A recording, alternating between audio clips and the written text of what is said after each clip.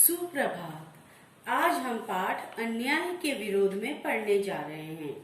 इस पाठ को पढ़ने से पहले मैं आपको इस पाठ के लेखक के विषय में संक्षिप्त रूप में बताना चाहूंगी। प्रस्तुत पाठ के लेखक अंतोन चेखव हैं। इनका जन्म 29 जनवरी 1960 में दक्षिणी रूस में तागानरोग नामक शहर में हुआ था। इन्होंने कहानियां, कथाएं, व्यंग्यात्मक लेख लिखे हैं। ये यथार्थवादी लेखक थे। इन्होंने अपने सभी नाटकों में साधारण लोगों की मामूली जिंदगी का वर्णन किया है। यूरोप, अमेरिका और एशिया के लेखक भी उनसे प्रभावित हुए। इनकी मृत्यु 15 जुलाई 1904 को हुई।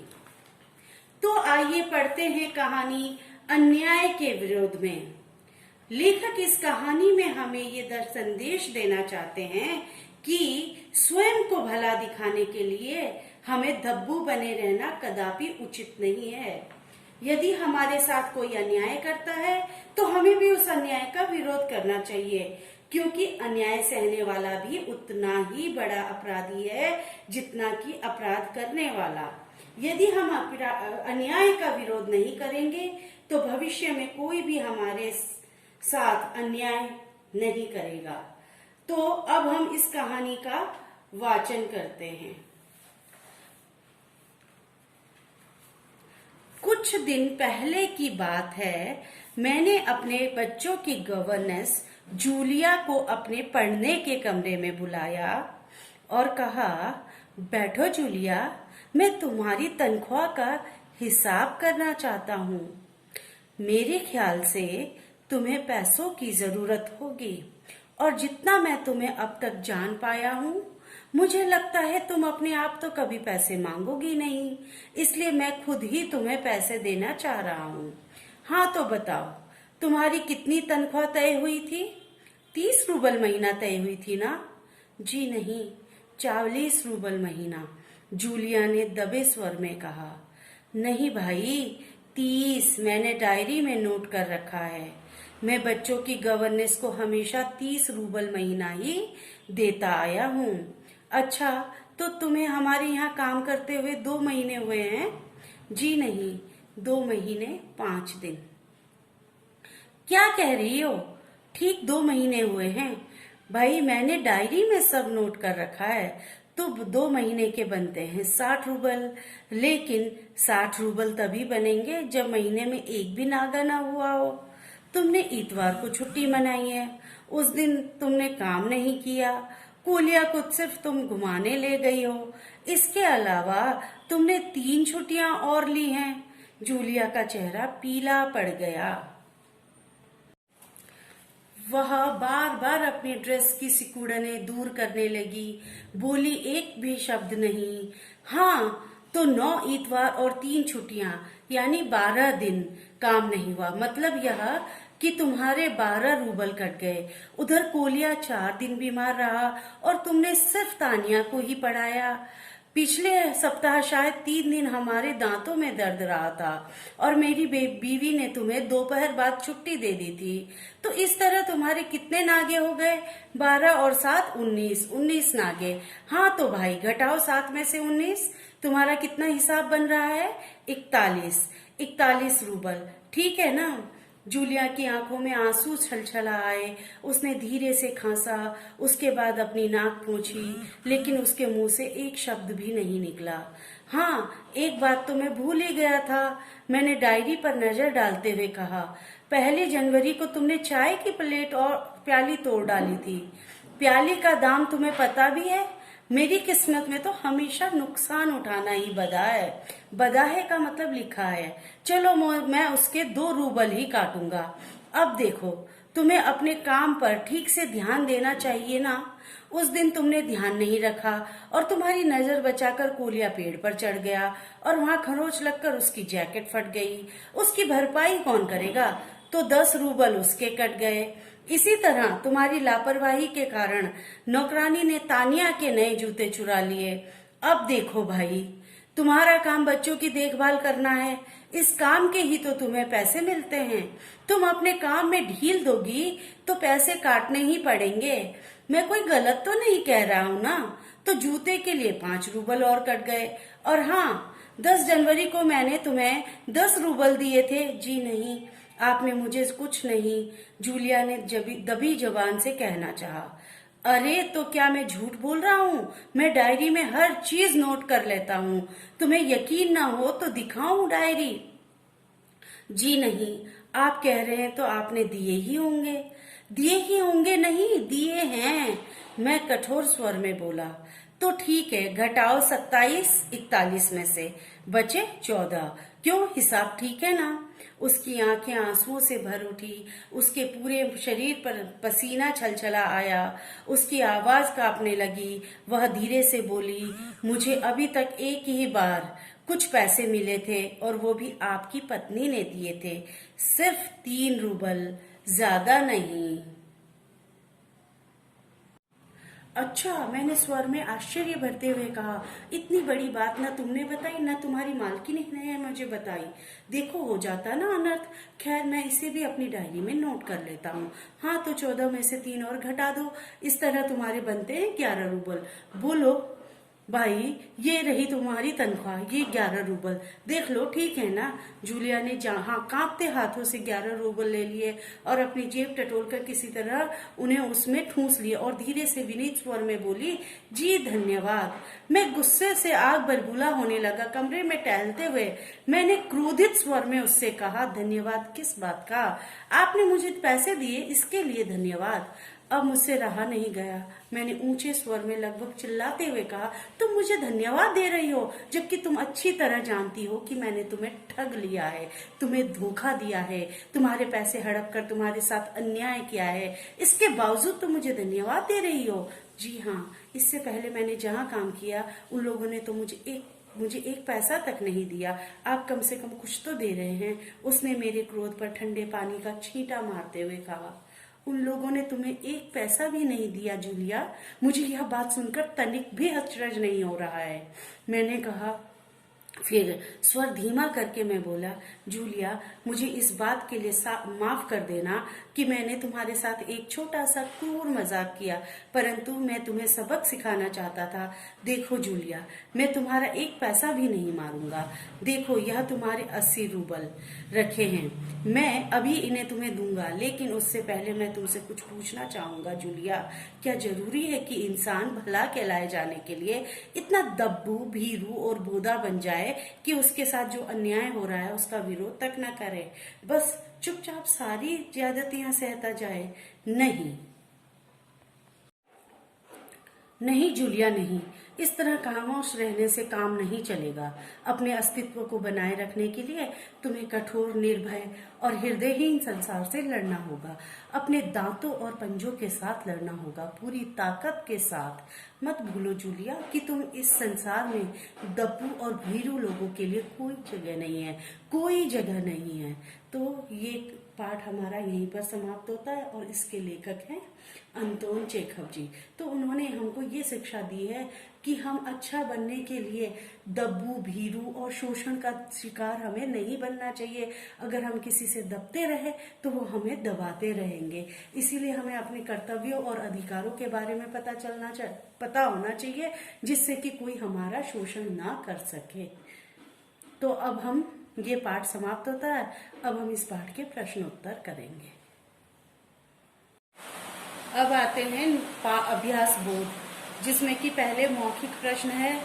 निम्नलिखित प्रश्नों के उत्तर एक वाक्य में दीजिए। पहला प्रश्न है, लेखक ने जूलिया को किस लिए बुलाया?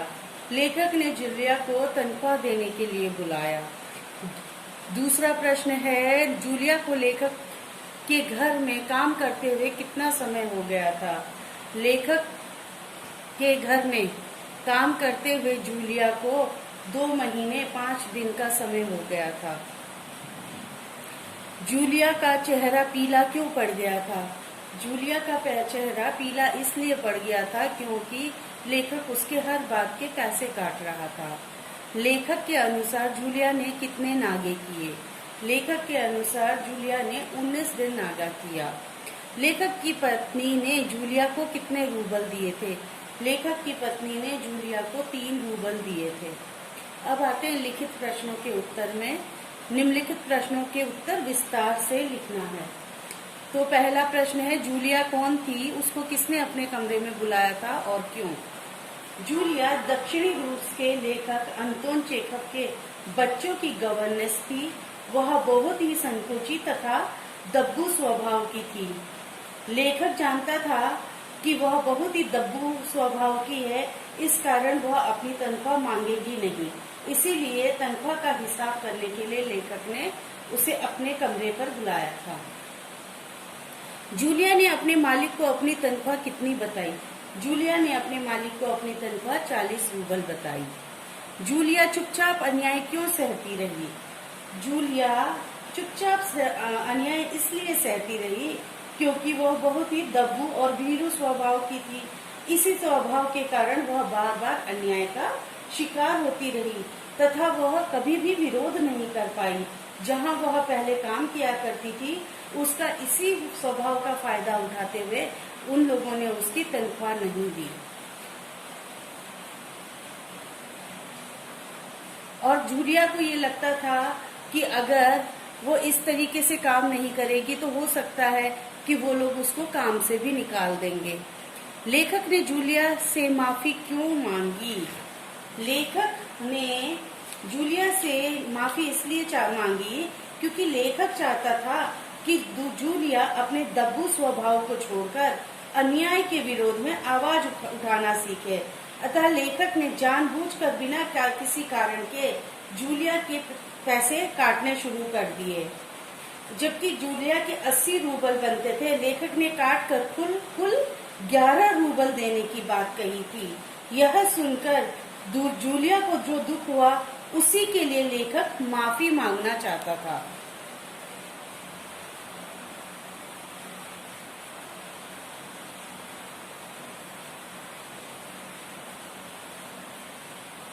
लेखक को किस बात पर क्रोध आया? लेखक ने जब जूलिया से 80 रूबल के स्थान पर केवल 11 रूबल ही दिए, तब भी जूलिया ने इसका विरोध नहीं किया, बल्कि लेखक को धन्यवाद कहा। इस बात पर लेखक को क्रोध आया। जबकि जूलिया बताती है कि पहले जहां वो काम करती थी, वहां के लोग तो उसको बिल्कुल भी पैसे नहीं देते थे। अब ये प्रश्न है, तुम जूलिया की जगह होते तो क्या करते? तो ये आपने अपने आप ही लिखना है इसका उत्तर, कि आपने अपने मन से बनाना है कि आप क्या करते अगर आप जूलिया की जगह होते। आप भी उसकी तरह ही दब्बू बन के काम करते, या आप अन्याय का विरोध करते, या आप कुछ और रास्ता अपनाते। ये आपने अपने आप ही लिखना है। अब आशय स्पष्ट कीजिए। संसार में दब्बू और भीरू लोगों के लिए कोई जगह नहीं है। इसका मतलब यह है कि हमें हमेशा अपने कर्तव्यों और अधिकारों का पता होना चाहिए। हमें डरपोक बनकर के काम नहीं करना चाहिए। यदि हम ये सोचते रहे कि हम उसका काम करते रहेंगे और वह हमें अच्छा मानेगा या पसंद करेगा, ऐसा नहीं होता। और यदि हम काम करते रहे बिना सोचे समझे, तो हम उल्टा और भी शोषण का शिकार होते रहेंगे। तो इसीलिए संसार में दब्बू और भीरू लोगों के लिए कोई जगह नहीं है, क्योंकि दब्बू लोगों को हर कोई दबाता है, डरपोक को कोई भी डराता है। इसीलिए हमें कभी भी डरपोक और दब्बू नहीं बनना चाहिए, क्योंकि उनके लिए इस संसार में कोई भी जगह नहीं है। पाठ के आधार पर वाक्यों के सामने सही और गलत का निशान लगाना है। लेखक सब कुछ डायरी में नोट करके रखता था। सही है। लेखक ईमानदार व सच्चा इंसान था। सही है। लेखक जूलिया को धोखा देना चाहता था। गलत है। लेखक जूलिया को सबक सिखाना चाहता था। सही है। जूलिया सीधी सादी थी। सही है। जूलिया ने लेखक द्वारा बताई गई सभी छुट्टियां की थी। नहीं, जूलिया को लेखक ने ही जो छुट्टी दी थी उसने वही की थी। जूलिया को, इसलिए ये गलत है। जूलिया को अंत में 20 रूबल ही मिले, नहीं उसको 80 रूबल मिले थे। अब आते हैं विषय वस्तु बोध में। नीचे दिए गए गद्यांश को ध्यान पूर्वक पढ़कर संबंधित प्रश्नों के उत्तर लिखने हैं। इस तरह खामोश रहने से काम नहीं चलेगा। अपने अस्तित्व को बनाए रखने के लिए तुम्हें कठोर, निर्भय, हृदयहीन संसार से लड़ना होगा। क लेखक किससे बात कर रहा है? लेखक जूलिया से बात कर रहा है। लेखक यह सीख क्यों दे रहे हैं? लेखक जूलिया को ये सीख इसलिए दे रहे हैं कि जिससे कि वह शोषण का शिकार न बने। अपना अस्तित्व बनाए रखने के लिए क्या करना होगा? अपने अस्तित्व को बनाए रखने के लिए हमें कठोर, निर्भय और हृदयहीन संसार से लड़ना होगा। इस कहानी के लेखक का नाम बताइए। इस कहानी के लेखक का नाम अंतोन चेखव जी हैं। निम्नलिखित अब भाषा बोध है। निम्नलिखित विशेषण शब्दों को भाववाचक संज्ञा शब्द बनाना है। बोधा, बोधापन, दब्बू, दब्बूपन, भीरू, भीरुता, कठोर, कठोरता, भारतीय, भारतीयता, निर्भय, निर्भयता, हृदय, हृदयहीनता, हृदयहीन, हृदयहीनता, ठग, ठगी, धोखेबाज, धोखेबाजी और बच्चा, बचपन। उर्दू के शब्दों के हिंदी समानार्थी शब्द बताने हैं। ख्याल, देखभाल, जरूरत, आश्चर्य, तनख्वाह, आय, हमेशा, सदैव, रात्रि, रजनी, रात, सिर्फ, मात्र, नुकसान, हानि, यकीन, विश्वास, खामोश, चुप और अरुण, सूर्य। पाठ में से 3 व्यक्तिवाचक, जातिवाचक और भाववाचक संज्ञा शब्द लिखने हैं। जैसे व्यक्तिवाचक शब्द हो गया जूलिया, कोलिया और तानिया, और जातिवाचक हो गया इंसान, आदमी, बच्चा, और भाववाचक हो गया कठिनाई, गहराई, बचपन। ये सब हमारे भाववाचक संज्ञा हैं। अब है दिए गए वाक्यांशों के लिए एक शब्द लिखना है जिसके अंदर भय न हो। निर्भय, जो इंसानियत करे, इंसान, जिसका हृदय कठोर हो, कठोर हृदयी, जो न्याय के विरुद्ध हो, अनैतिक। निम्नलिखित मुहावरों के अर्थ लिखकर वाक्य बनाइए। चेहरा पीला पड़ जाना, अत्यधिक दुखी होना। जब लेखक जूलिया के बार बार पैसे काट रहा था तो जूलिया का चेहरा पीला पड़ गया था। आग बबूला होना, बहुत अधिक क्रोधित होना। जब लेखक जूलिया के व्यवहार से आग बबूला हो रहा था। क्रोध पर ठंडे पानी का छींटा मारना, क्रोध को थोड़ा शांत करना। जूलिया की बातों ने लेखक के मन पर, लेखक के दिमाग पर, लेखक के क्रोध पर ठंडे पानी का छींटा मारा। जब जूलिया ने ये कहा था कि पहले मैं जहाँ काम करती थी वहां तो मुझे कुछ पैसे ही नहीं मिलते थे। सबक सिखाना, पाठ पढ़ाना। लेखक जूलिया को सबक सिखाना चाहता था। तो इसी के साथ ही ये पाठ समाप्त होता है। आशा है आपको ये पाठ समझ आया होगा। धन्यवाद।